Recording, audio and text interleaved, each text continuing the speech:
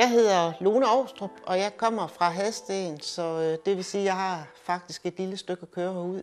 Men jeg kører gerne efter det.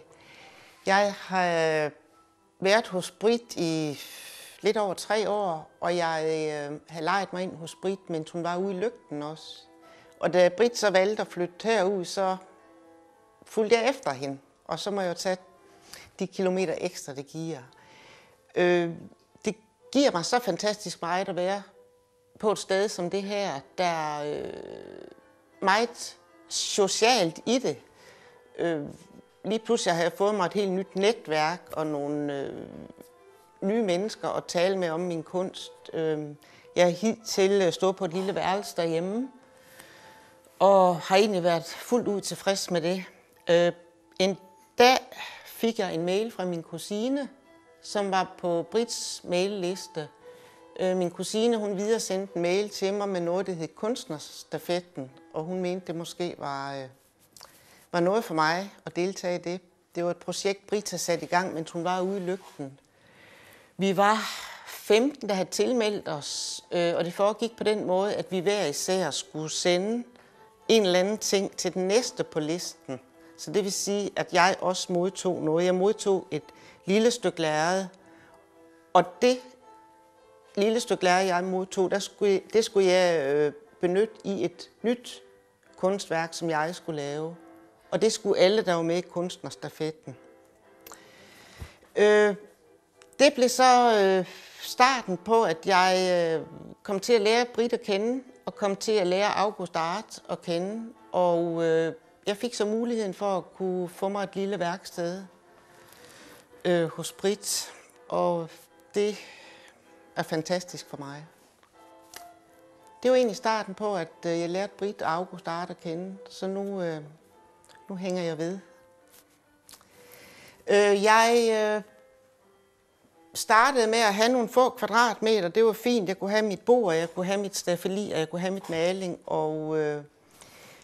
Men mit areal er sådan blevet ganske langsomt udvidet, så jeg har fået mere og mere plads. Jeg kan godt lide at have nogle af mine ting op og hænge herude og gå og kigge på dem. Og det ender også nogle gange med, at jeg finder ud af, at der mangler en streg eller to på nogle af malerierne. Så er det nemt lige at tage ned og male videre på dem.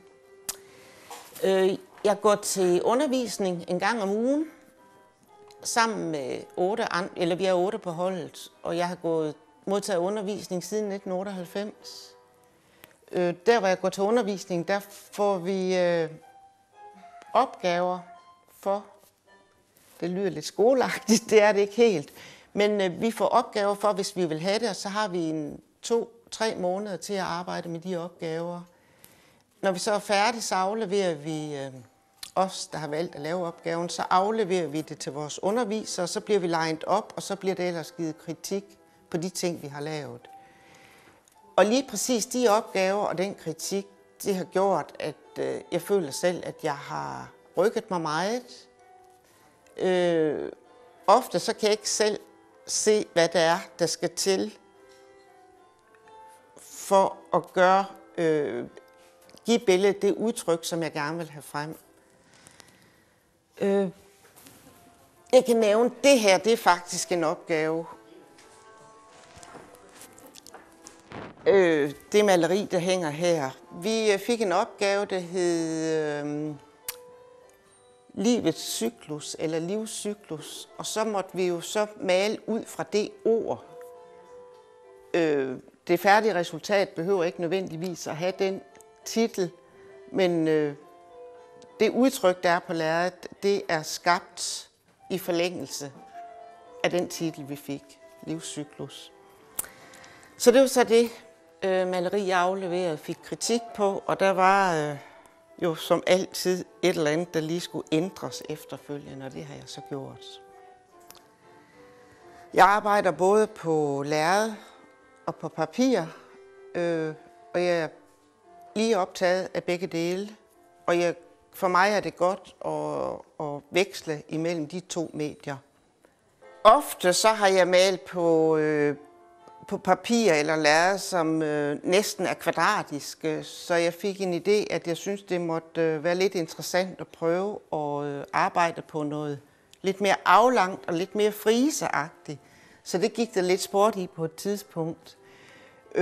Her hænger der 2 folk på frise, som jeg kalder det. Der har været et billede mere med en enkelt person på, men det billede, det hænger hos en sød dame i Skanderborg lige nu. Det er min inspiration til de der 3 billeder. Det er faktisk en rigtig gammel kultegning fra, jeg ved ikke, meget gammel, af 3 nonner. Drej nonnen hedder billedet faktisk. Jeg synes, den der enkelt måde at tegne på, altså det kan være et meget stærkt udtryk med få farver og med få streger. Og det synes jeg jeg synes, det kan være lige så svært at lave sådan nogle ting, som ser meget enkle ud. Men for mig, der udtrykker de en hel masse. Det var lidt en tilfældighed, at jeg kom til at gå til undervisning. Jeg har altid interesseret mig for at tegne, og altså som barn i malerbøger, ligesom alle mulige andre har gjort. Og jeg har egentlig ikke forfulgt min interesse for det før i 1998, hvor jeg begyndte at gå til undervisning.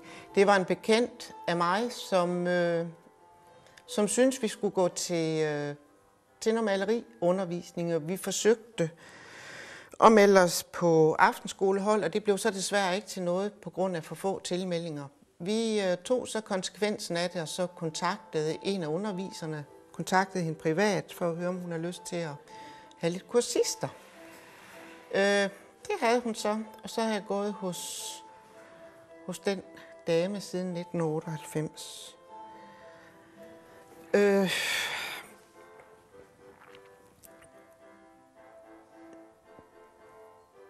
Altså min inspiration, jeg kan ikke helt forklare, hvor det kommer fra. Ofte, når vi får vores opgaver udleveret, så bliver jeg så ligesom næsten tvunget til at tænke i andre baner, end jeg har gjort før. Og det er meget interessant, fordi det er nogle andre motiver, nogle gange jeg kommer i gang med. For eksempel det her motiv, det er faktisk 3. gang, at jeg arbejder med lige præcis den kvinde her. Jeg har lige arbejdet med en opgave, der hed Mennesket og naturen, hvor at den kvinde, der kommer gående på den måde, var en del af det billede. Og lige pludselig så, jeg ved ikke, hvordan jeg skal forklare det, men at lige præcis så bliver hun interessant for mig at arbejde med. Jeg har ikke, når jeg er færdig med et billede. Jeg kan nogle gange ærge mig over, når et billede er færdigt, fordi for mig der er det ligesom måske at læse en bog. Man kan godt læse nogle bøger, hvor man ønsker, at den må aldrig slutte, fordi den er så god, og den er så interessant at læse. Og sådan har jeg meget med mine malerier, at jeg synes, det er så spændende for mig at arbejde med dem, så jeg kan virkelig synes, det er på godt jysk træls, når de er færdige, men det bliver det jo på et tidspunkt. Og derfor så forfølger jeg nogle motiver, fordi at ligesom jeg lærer dem sådan lidt at kende på en eller anden måde, og så bliver jeg optaget af det på den måde, så må jeg lave et andet billede, et anderledes billede, hvor hun så er i en anden historie end på det forrige. Når jeg maler på lærred, så starter jeg ofte op med akrylmaling. Det er transparent på en anden måde end oliemaling. Jeg kan bedst lide at male med oliemaling. Jeg kan godt lide kombinationen. Og ofte så har jeg begge dele er synlige, når mit billede er færdigt. Jeg har blandt andet her noget akrylmaling, som skal blive ved med at være der, og det her udenom, det er oliemaling. Jeg synes, det giver en dybde i billedet, som gør, at der sker nogle interessante ting.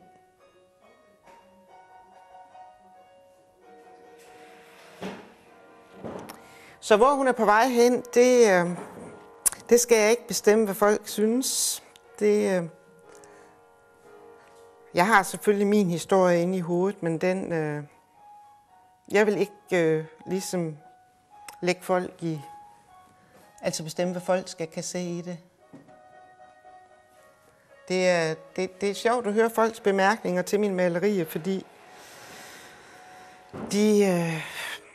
de læser dem selvfølgelig på en anden måde end altså i forhold til den, de er, og hvor de er i deres liv.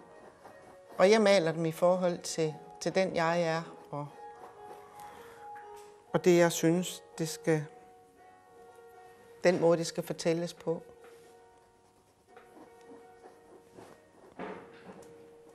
Jeg bruger tit nogle små pensler, dem kan jeg rigtig godt lide, ligesom på mine blyantsmalerier eller på mine kridtbilleder, der bruger jeg også tit blyant. Jeg synes, det er spændende at lave nogle små, markante streger indimellem.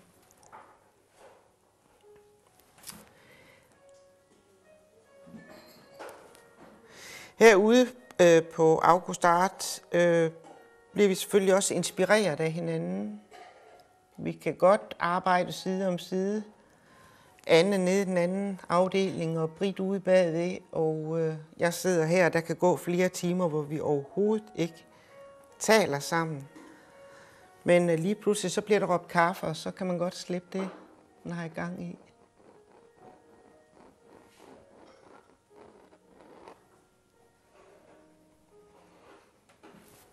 Og i forhold til at stå derhjemme og male, så er det jo lækkert, at man bare kan lade det hele stå herude. Der er ikke mere oprydning i det, end vi selv har lyst til at gøre. Vi må gøre lige, som det passer, siger Britt. Så det må også gerne rode i flere dage eller flere måneder, hvis det er det, vi vil.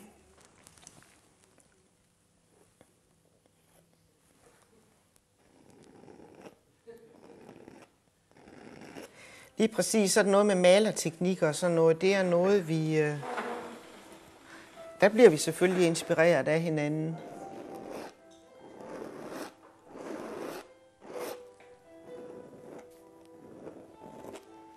Og det kan godt være svært at komme hjem herudefra.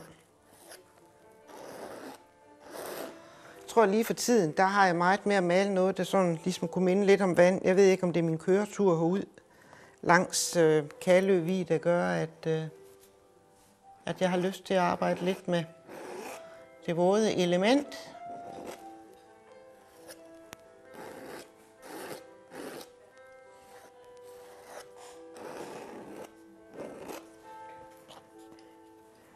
Jeg bruger også mine spartler meget.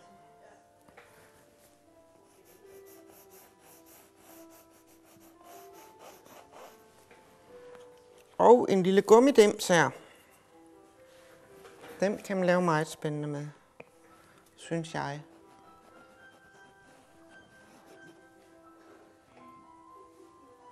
Jeg er så heldig at få solgt nogle af mine billeder indimellem, så jeg ligesom kan have råd til at lege mig ind herude og have råd til det der dyre benzin frem og tilbage. Og jeg vil undvære mange ting for at kan bruge de penge på det her, for jeg brænder virkelig meget for det. Jeg arbejder på Hadsten Højskole, hvor jeg gør rent 25 timer om ugen. Og det gør jo, at jeg har tidlig fri.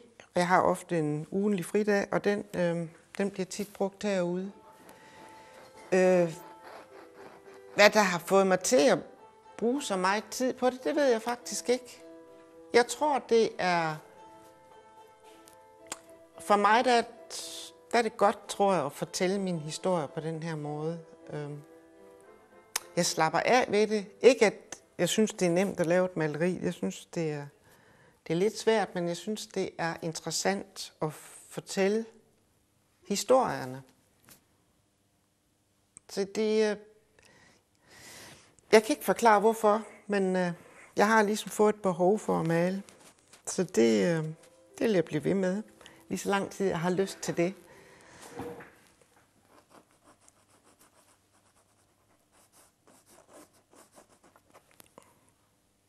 Så det er ikke noget, jeg føler, det er et behov, jeg har faktisk. Det er ikke noget, jeg synes, jeg skal.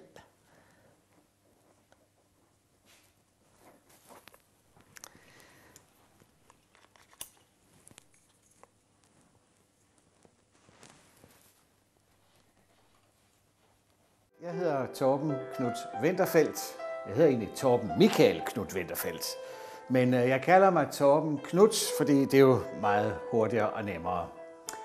Ja, hvordan startede det hele? Det startede faktisk med, at jeg blev påkørt bagfra i 2007 af en stor firehjulstrækker. Jeg fik en whiplash-skade, og det var ikke spændende. Jeg måtte nedtone mit arbejde. Jeg er psykolog og har arbejdet som psykolog i mange, mange år med flygtninge, både i Danmark og i udlandet.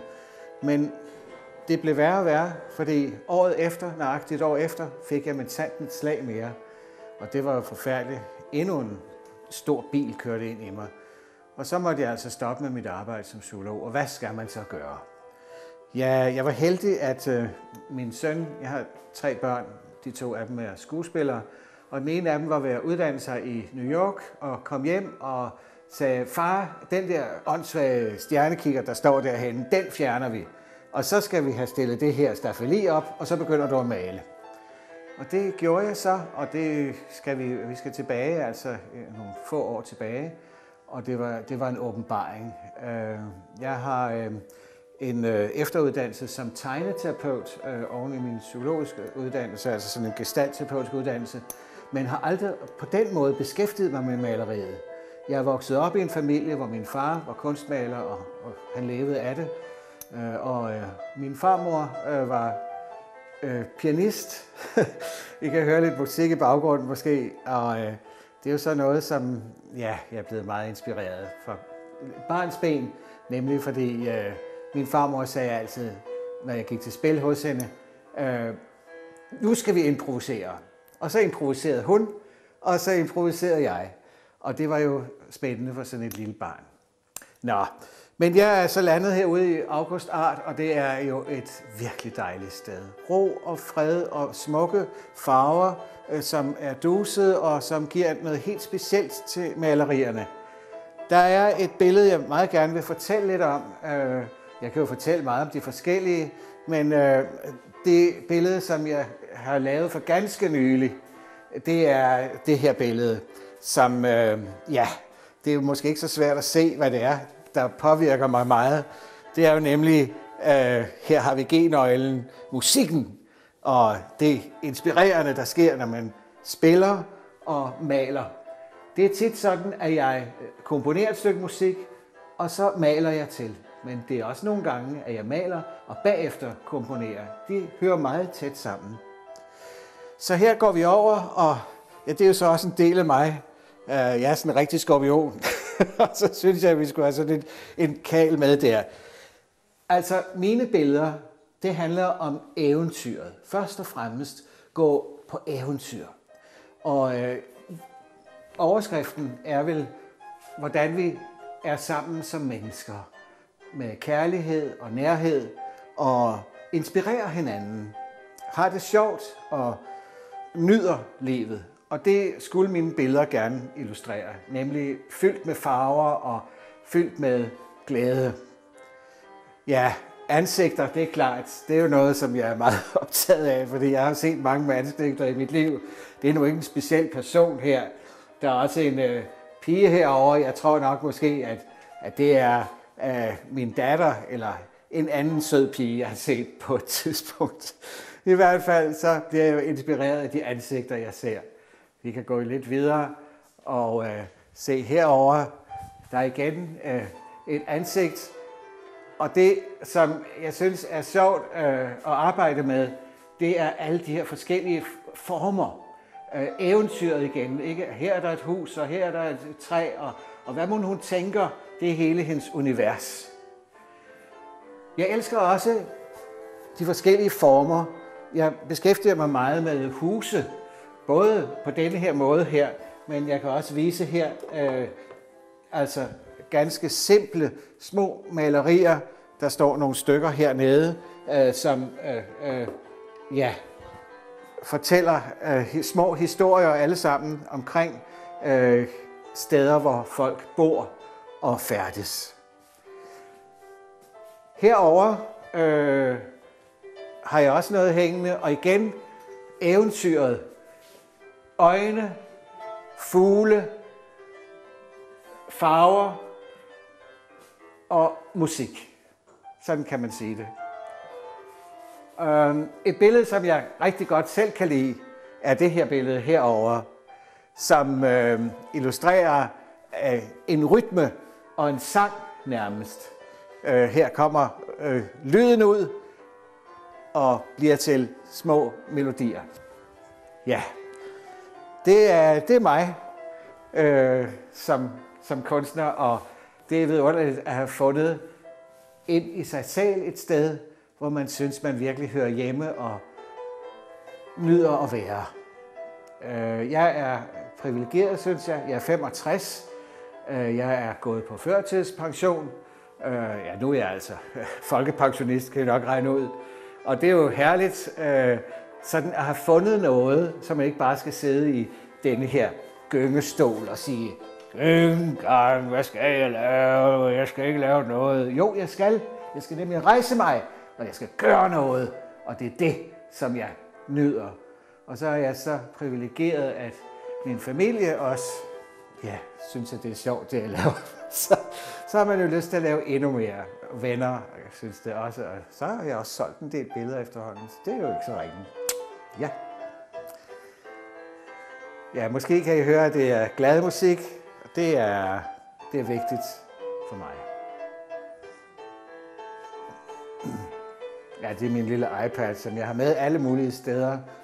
Og når jeg så komponerer noget, jeg maler nemlig både hjemme og her, jamen så tager jeg musikken med mig. Det er jo en af vores moderne tids store gaver med sådan en kal der. Ja. Nå, men måske skulle jeg bevæge mig hen til det billede, som jeg er i gang med i øjeblikket. Og jeg kan ikke fortælle, hvad det er for en person, vi har her. Men i hvert fald så er det et menneske, som jeg prøver at finde ud af, hvad han egentlig, for det er jo en mand, hvad han egentlig vil. Det er i hvert fald en meget farverig person, kan I nok se. Og ja, så nu vil jeg gå lidt videre med processen. Og den havde jeg herhen, den hvide farve, ja. Den skal vi lige have med her. Så ja, når jeg maler, så ved jeg egentlig ikke. Jeg har selvfølgelig en idé, når jeg starter. Jeg laver også en skitse. Der var også en skitse her til en start. Men jeg ved ikke, hvordan det udvikler sig. Og det er det, der er det fantastisk spændende. Så det, der sker nu her, det er noget, som jeg har tænkt lidt over, jeg måske vil gøre. Men så pludselig kan der jo ske det, at jeg tænker, nej, sådan skal det ikke være. Og sådan, den der frihed er jo helt vidunderlig at have. Altså tillade sig selv ikke at blive låst inde og sige, nej, du kan ikke være det. Nu har du besluttet dig til det, og så bliver du nødt til at være sådan. Sådan maler jeg slet ikke. Overhovedet ikke.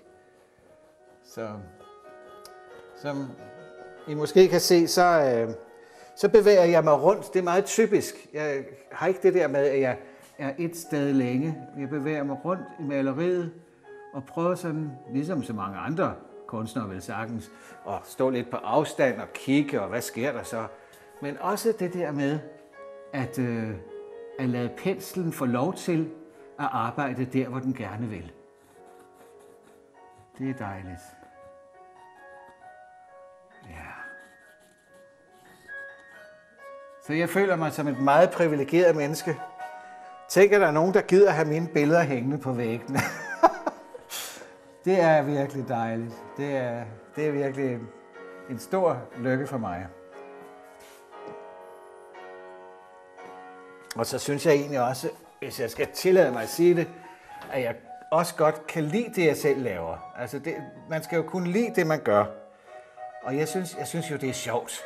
Altså det er jo det, der gør, at jeg bare bliver ved. Og jeg vil blive ved altid. Altså så længe jeg lever, så vil jeg nu male. Og jeg vil sådan ønske, at min far levede. Han døde desværre for mange år siden. Og han vidste jo ikke, at hans søn skulle begynde at male. Jeg har sagt, at jeg har 3 børn. Og jeg har Frederik, der er 37, og Thomas, der er 33. De er skuespillere begge to. Og Frederik er aktiv, både som lærer og som skuespiller. Og Thomas, min mellemste søn, eller mit mellemste barn, vores mellemste barn, maler også. Og maler nogle ganske vidunderlige billeder. Det er jo herligt at have den der fælles interesse med sin søn. Han har lige udstillet inde på Folketeatret i København, og nu skal han til at lave en stor udstilling. Jeg har faktisk fået en stor opgave på et gymnasium i Birkerød, hvor han skal lave en masse billeder, som skal hænge rundt omkring på skolen, og det er jo fantastisk. Han har også, det skal jeg lige sige, han har også lige været med i Love Never Dies, og haft en rigtig god rolle derinde i København på Det Nye Teater. Nå, det var Thomas. Og så har vi en datter, Anne, som er 22, og som med sanden også vil være skuespiller. Ja, sådan kan det gå. Så har jeg jo også en kone, og Helle hedder hun, og hun er lige blevet pensioneret også, og har undervist i drama i mange år. Så der er altså nok sådan noget jo i familien. Sådan kan det jo gå. Så. Ja. Altså, det er virkelig sjovt at se, hvordan det udvikler sig. På et tidspunkt, så synes jeg, der var alt for meget. Men nu er jeg begyndt at kunne lide det mere og mere, og jeg kan egentlig sådan, synes jeg, der begynder at komme harmoni i det. Og det er jeg jo glad for, specielt hvis det er rigtigt. Man kan jo godt have det sådan, når man maler, at man kan, når man går i seng om aftenen, så siger man, det glæder jeg mig til at se dagen efter. Og når man så står op og kigger på det, så kan man både blive vældig forbavset og meget træt af det. Eller man kan sige, det er faktisk noget af det bedste, jeg har lavet længe. Og sådan har jeg det med det billede der, som jeg viste jer før, som jeg startede med. Fordi jeg synes faktisk, det er et af de sjoveste billeder, jeg har lavet i lang tid. Måske det bedste, jeg ved det ikke. Men det er i hvert fald sådan, jeg gerne vil male videre i tiden, der kommer. Med, hvad skal vi sige, de måske lidt meget klare farver, og så dialogerne mellem figurer og små dingenoter rundt omkring. Ja. Er der et bestemt budskab, som du gerne vil have frem i alle dine billeder? Et budskab, som går igennem måske? Ja, budskabet er at gå på eventyr, opleve, blive glad af at se billederne, blive ved med at se på dem, og aldrig blive træt af at se på dem. Altså kunne nyde det at kunne lide så mange farver, fordi jeg er jo kolorist, jeg er virkelig altså et menneske, som elsker de der meget klare farver. Og det er der nogle mennesker, der måske synes er for meget, men for mig er det ikke for meget. For mig er det rigtigt. Så det er sådan, jeg maler. Glæde, kærlighed mellem mennesker, masser af sjov og eventyr. Fordi hvis vi mister eventyret som voksne, og jamen, det dur jo bare ikke. Så hvis man kan se barnet lidt igennem maleriet, så har jeg opnået det, som jeg gerne vil. Sådan er det bare.